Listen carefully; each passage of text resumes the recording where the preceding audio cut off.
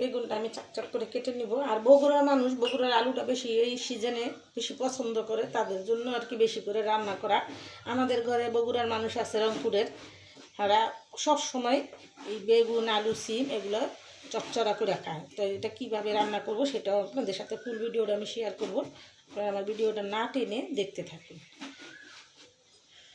দেখেন একটাও পোকা নেই, আমি কেটে নিলাম।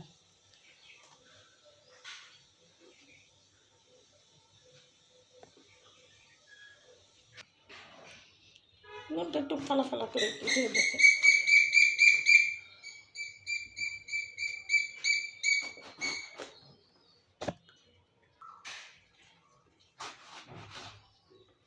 হয়ে গেল আমার বেগুনটা এখন কাটা। তার চলুন রান্না করি। তো এখানে কড়াইয়ের মধ্যে দিয়ে দেবো স্বাদ মতো তেল, পরিমাণ মতো। আমি রান্নার সময় সবসময় তেল কম দিয়ে রান্না করি। তো আমাদের যেরকম আমি রান্না করি সেরকমই আপনাদের সাথে শেয়ার করি। আমি এখানে পেঁয়াজ কুচিটা আগে দিব,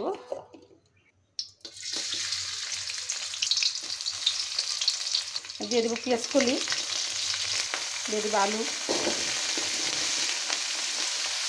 দিয়ে দিলাম হাফ চামচ হলুদের ফাঁকি, দিয়ে দিলাম স্বাদ মতো নুন, দিয়ে দিলাম কাঁচামরিচ গুঁড়ো, আর একদম আস্ত দিলাম, দিয়ে দেবো সিম। আর এগুলো দিয়ে আমি একটু নাড়াচাড়া দিয়ে ভাজিটা করে নেব। বেগুনটা আমি পরে দেবো। আমি রান্নার সময় আপনাদের সবসময় সতর্কবাণী দিয়ে থাকি, সবসময় চুলার আঁচ কমিয়ে রান্না করবেন, দুর্ঘটনা এড়িয়ে চলবেন। বেঁচে যাবে হাজার হাজার জীবন, বেঁচে যাবে লাখ লাখ টাকা। আমার এই সতর্কবাণী মেনে চলবেন, চুলা থেকে একটু দূরে সরে রান্না করবেন।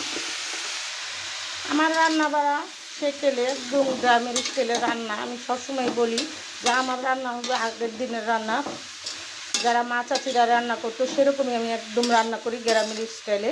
তো আপনাদের সাথে আমি যাই রান্না করি সবই শেয়ার করি। আমার রান্না বাড়া অনেকেই ভালোবাসেন, আমার ভিডিওগুলো সবাই ভালোবাসেন আমি জানি। তো আপনারা একবার হলেও এরকম করে যারা এরকম ভাজি খান না, একবার হলেও রান্না করে খেয়ে দেখবেন। তো আমি এই ভাজিটা আরও 5 মিনিট রান্না করব, ফিরে আসবো 5 মিনিট পর, দেখতে থাকুন আপনারা। তো ফিরে আসলাম 5 মিনিট পর। দেখেন আমার ভাজিটা একদম প্রায় হয়ে গেছে। তো আমি এখন বেগুন ধনে পাতা দিয়ে দেবো। দেখেন আলুটা সিদ্ধ হয়ে গেছে। বেগুনটা দেওয়ার পরে একটু ভাজা ভাজা করতে হবে।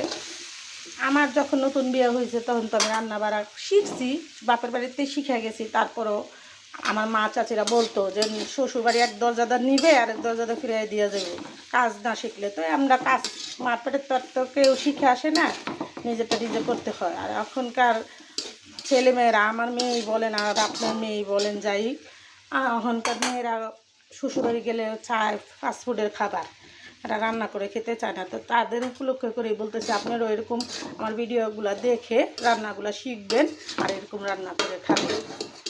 আমি যাই রান্না করি সবসময় আপনাদের উপদেশ দিই যে এইভাবে রান্না করতে ওইভাবে রান্না করতে হয়। তা আপনারা অনেকে আমার ভিডিওগুলো অনেক ভালোবাসেন, তো এরকম করে রান্না করবেন। এখন ধনে পাতা দিয়ে দিব। আর এখন ধনে পাতা সস্তা, বেশি বেশি খাবেন, এটা গ্যাসের জন্য অনেক উপকার। যাদের পেটে গ্যাস জমে থাকে তারা যদি একটু জুস বানিয়ে খান, এটা স্বাস্থ্যের জন্য ভালো। একটু গরম পানি করে সিদ্ধ করে জুসটা খেয়ে দেখবেন, আপনার পেট ফাঁপাটা কমে যাবে। এই দেখে বাজিটা নেড়ে চেড়ে আমি রাঁধবো, ওদের সাথে শেয়ার করলাম। আপনারা এরকম বাজি রান্না করে খাবেন।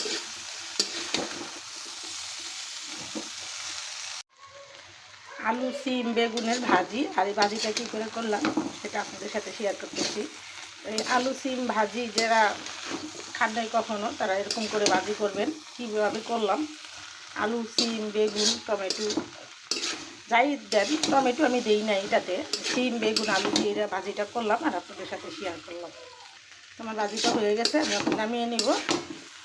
কী কী দিয়ে ভাজি করলাম পুরোটাই আপনাদের সাথে শেয়ার করলাম। আপনারা আমার ভিডিওটা না টেনে দেখবেন আর এরকম সুস্বাদু বেগুন আলুর ভাজি রান্না করে খাবেন।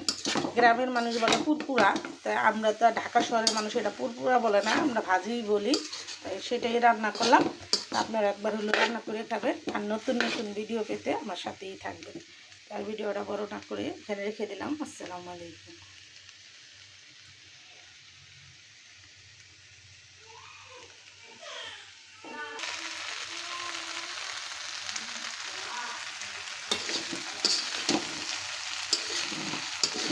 চুলাটা এখন অফ করে দিব।